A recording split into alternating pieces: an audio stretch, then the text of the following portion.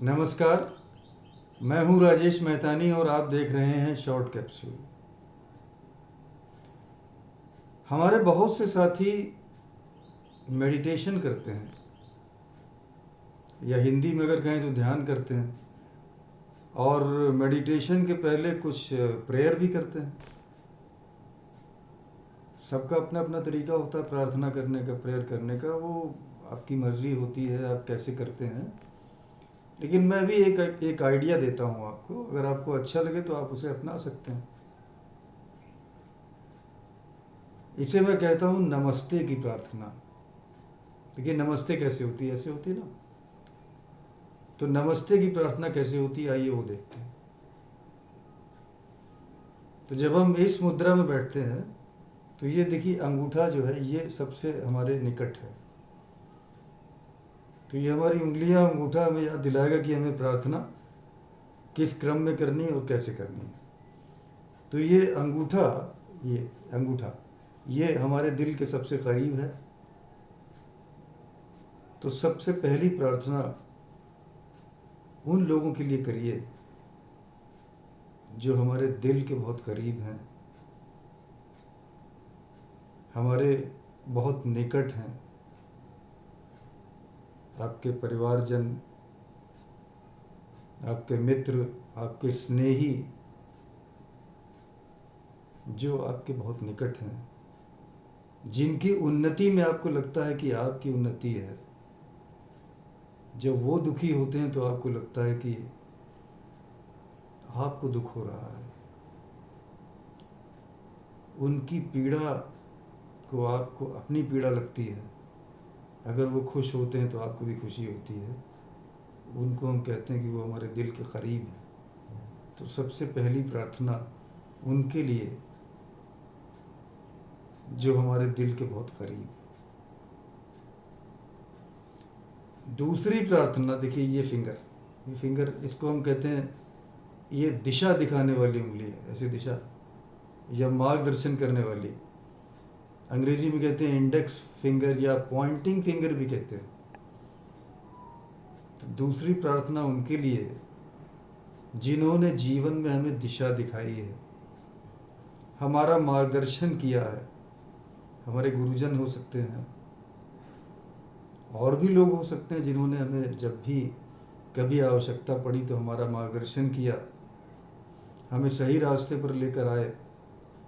अगर हम कभी कठिनाई में थे तो उस कठिनाई से हमें निकाला, हो सकता है कभी सलाह देकर निकाला हो, जब आवश्यकता हुई मार्गदर्शन किया। तो दूसरी प्रार्थना उनके लिए। तीसरी प्रार्थना ये देखिए, ये वाली उंगली जो सबसे लंबी उंगली है, नंबर 3 पे यही है ना, सबसे बड़ी उंगली है। तीसरी प्रार्थना उनके लिए जो बड़े काम करते हैं, जो बड़े लोग हैं। बड़े लोग का मतलब पैसे वाले नहीं,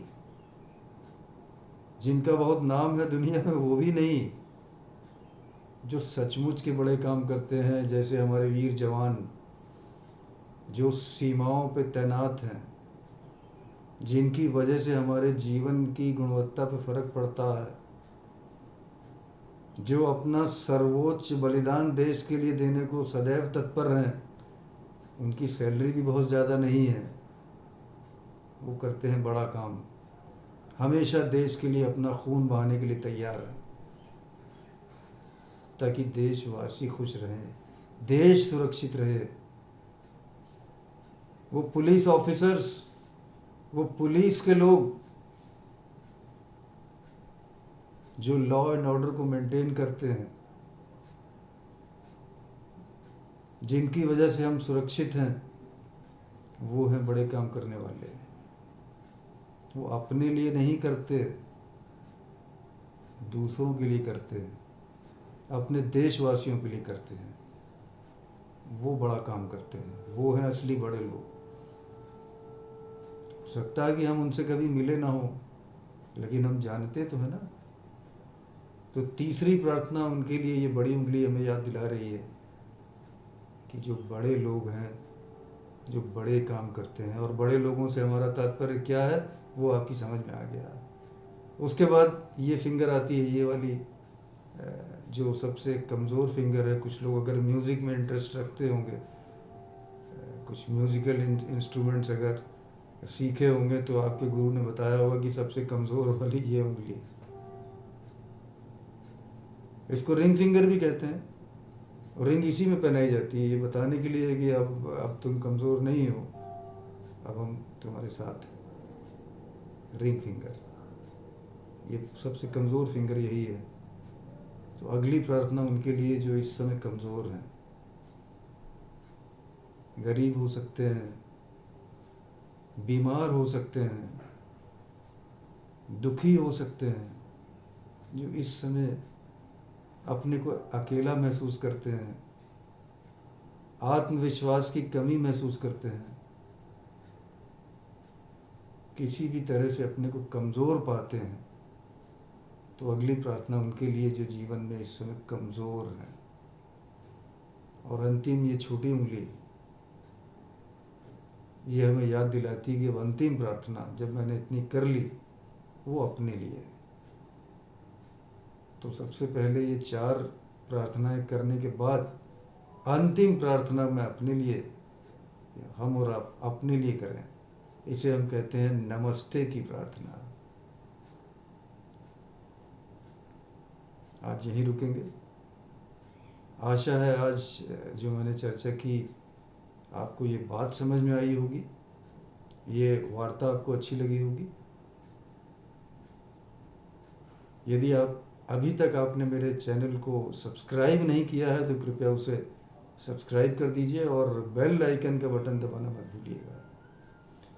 मेरे चैनल को लाइक करना और अधिक से अधिक सब्सक्राइब करना मत भूलिएगा, ताकि मेरी बातें अधिक से अधिक लोगों तक पहुंच पाएँ।